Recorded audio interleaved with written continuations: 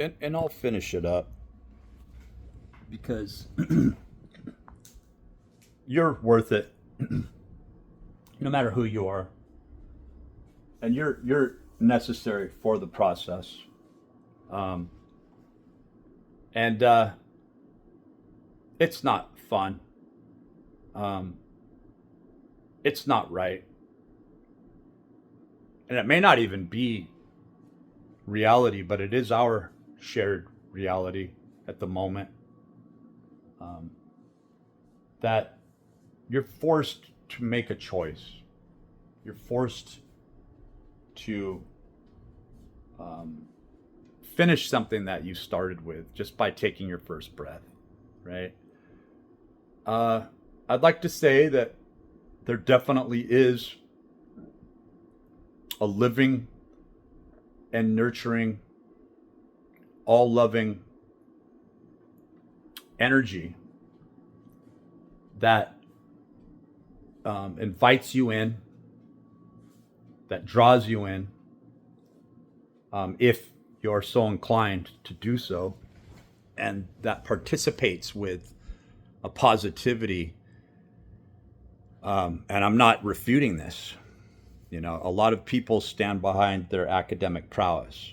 Um, they feel that their rigid and rationalistic scope, and ultimately what brought them to their personal power and their personal truth through academic process.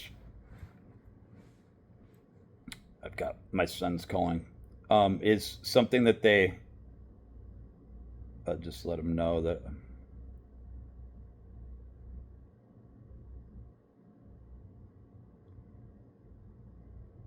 just a few more minutes because this is important.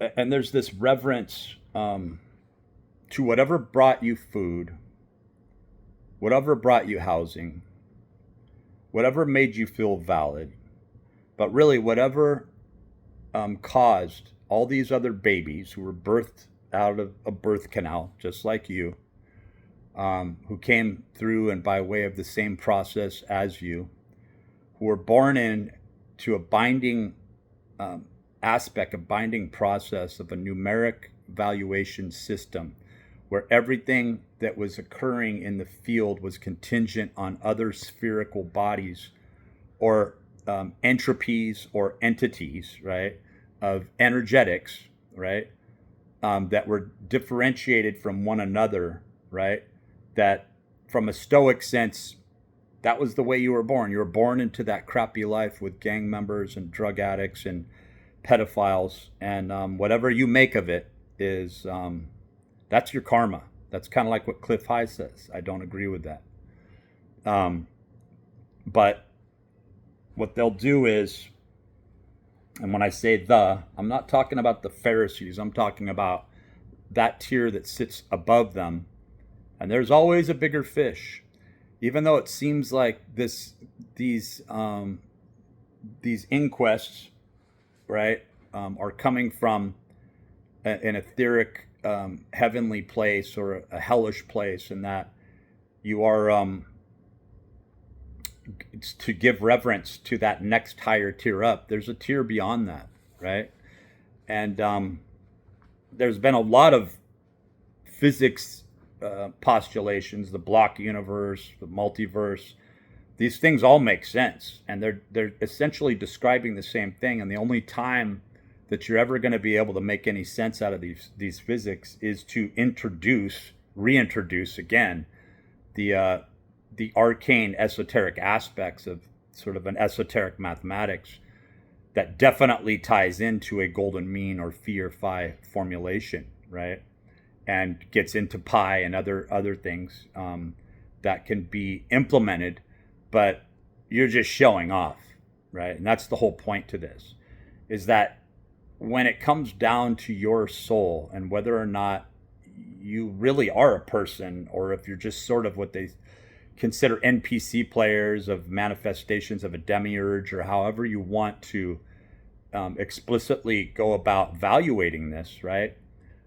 Is that ultimately you will know right? Even though you haven't lived that way, even though you weren't allowed to live that way, this is the point in time where you have to stop lying to yourself, and it may cost you everything.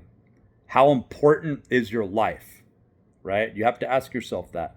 How important is your life to live a lie and to never acknowledge the truth of who and what you are, and whether or not just laying it out there, again, laying prostrate before, and for lack of a better, God, right?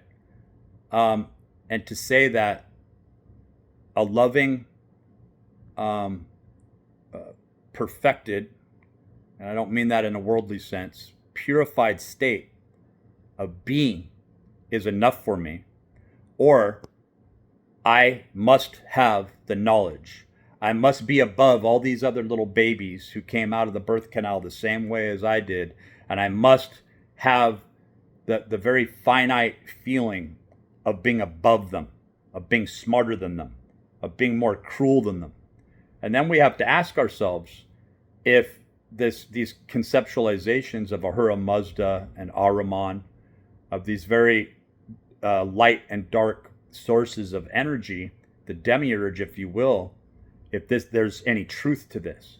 When we start to look at NPC players, so-called NPC players, we start to look at an entire life. We look back at people that we knew, and we saw that they weren't in line with the same truth and the same energy that we were. And in fact, as we've gone through life, we thought we were getting away from that and going more toward a practicum, a scalable measure that says this academic pursuit, this mathematical pursuit is more real, is more right, is more true than the arcane esoteric mechanisms that you began with, right? That you were just living in this shadowy state that was unidentified and undefined because you didn't know better. That was ignorance. But now that you're in the practical world, this is how the world works. And that's not the case, because it comes down to an altar every single time, and it comes down to a life and death measure. And what I'm left with is, ultimately, you get to this place where you're like, ultimately, it's the last day. You're not going to get another day. What are you aligned with? What is your true center aligned with? What is your heart aligned with? And not until we are brought to that final undeniable convicted state, right? Undeniable convicted state that you have the gun to your head. That bullet is just about to enter that chamber, and that inevitable bullet that goes through your head and ends your physical life here. This is about to happen. In the quickening, or that metanoia, or that cathartic moment, where it's not just emotion, it's not feeling sorry for yourself, it's not pretending that time's spinning out, it's not this murky imagination of feeling sorry for yourself. This is really it, right? No more conceptualizations. What energy do you align with? And that is where you have to be right now, because that time is coming, friends. I'm telling you that it's coming.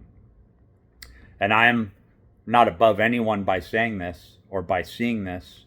I am in the same shit position that you're in, where energy ultimately collects back into its origin, and that the only thing that this could be described as is a sifting mechanism that is brought about through the culmination of ultimate choice, right? So whether or not the time is occurring at all, or it's just some sort of algorithm, or this is just a big mind F, those are arrivements that you'll come to in your natural state.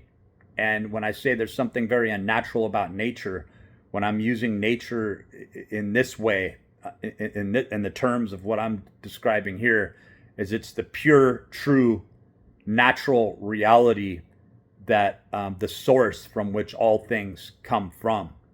And there is a dead side and there is a living side. you know? And many people that may be considered NPC players or products of the demiurge are going to, within the scope of your life, your family, your friends, people around you, are going to ultimately choose.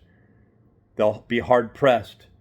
You could feel sorry for the little child or the person that you really have love for, but then you're not really looking at yourself as going through the same process. But does it take steam or heat away from the fact that you have your mind on those who you love and others, even until your last breath? Well, you're going to have to be really certain that somebody is standing there that is feeling those pleas and feeling sorry for you, because this is a very hardcore universe of blood and bone, okay? And I'm not trying to sway you away from that unseen, etheric caring, because I do believe that it exists, but I think a lot of people who seem to see themselves as guardians or caretakers have only lived under the presupposition of this and hidden behind it, and you're going to have to face your ultimate truth.